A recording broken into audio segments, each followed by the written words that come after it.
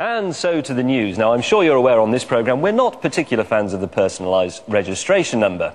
We don't play golf. However, some people out there do have a handicap, and the DVLA is only too happy to serve them. In fact, they're having an auction of special number plates, and they say they've got something for the music enthusiast. Have a look at this.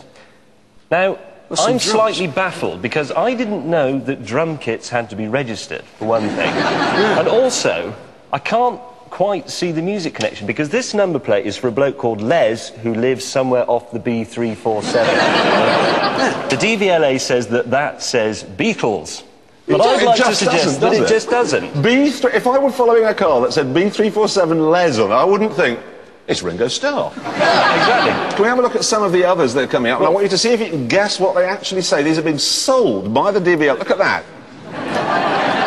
This I don't get. This I don't, because I can see what it says. This was up for sale for £22,000. So you have a bit of an embarrassing problem. You drive around going, my dicky doesn't work, and I'm spending £22,000 advertising the fact. I wonder if you can get floppy on one. Yes, floppy is well. You'd be driving a floppy. You'd be driving a car with a big bonnet. Let's have another one. Come on, let's have another one. What's that? There's no I is toast. Do you want to know? £1,125, and even if it did say toast... Why do you want toast on your car?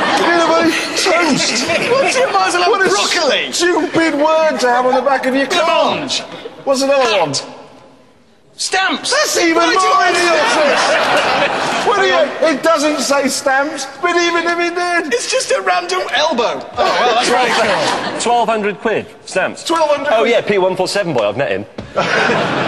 The point I want to make here is, here we've got a government agency selling us these number plates on the basis that you can tweak around with them to make them say something else. Then you have another government agency with tall hats and plastic shoes booking you for changing your number plate round so it says stamps. Absolutely right. Welcome to Britain. Welcome to Britain, everybody. This is the worst country in the world. Yes. I've got another example of that.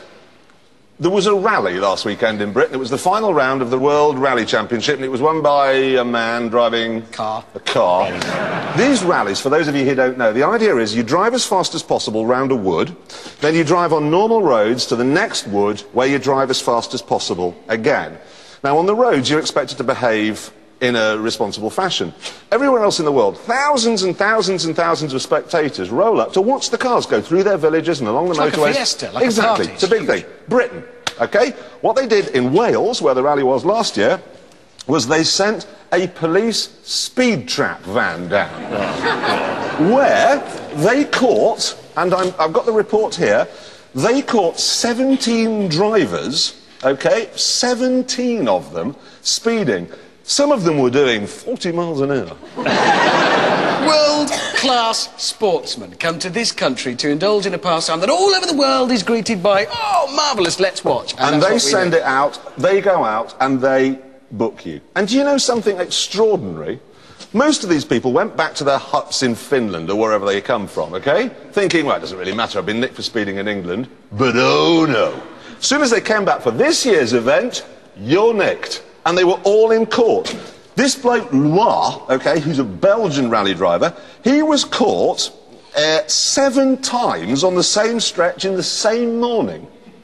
So they fined him 1,750 quid and gave him a 6-month ban. And this is the way we welcome world-class sports people. Welcome, come and play. Well, what are they going to do next? They'll all be standing there in the swimming pool. That bloke's doing 33. No, well, with that javelin, offensive weapon, I'll have that. Yes. Right, I've got a car here. VW are wondering whether to make this. They're scratching their heads thinking, oh, I'm not sure. Well, don't be stupid. Make it. It's got a V6. It's a we love these cars. Do you know something interesting about this? Just stop the film there, because the steering wheel, OK, and the pedals move, and the seats don't. Nobody but you would find that too complicated to grasp. I'm sorry, why do you have, for years, we have seats that move about? This lot, they said, no, we'll fix the seats in place, and then you move the whole dashboard, and that's ridiculous. I just know you'd end up sitting, I can't work it, Miss. That's like I'm saying I'm too far from the television, I'll knock my house down and move the whole thing 6 inches nearer to it. As your poor, ageing brain can't cope.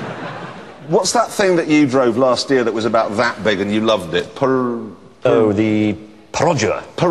OK, the Perodua Calisa. He drove one, he absolutely loved it. Well, they've launched a new car. Ran about £6,000. We've got a picture of it here. It's called the Canary, OK, sounds like a food blender. They say it's a multi-purpose vehicle. Now, I can see one use for it. You could use it to stop a door banging in the wind. But I'm struggling to think of another use. You could keep a chicken in it.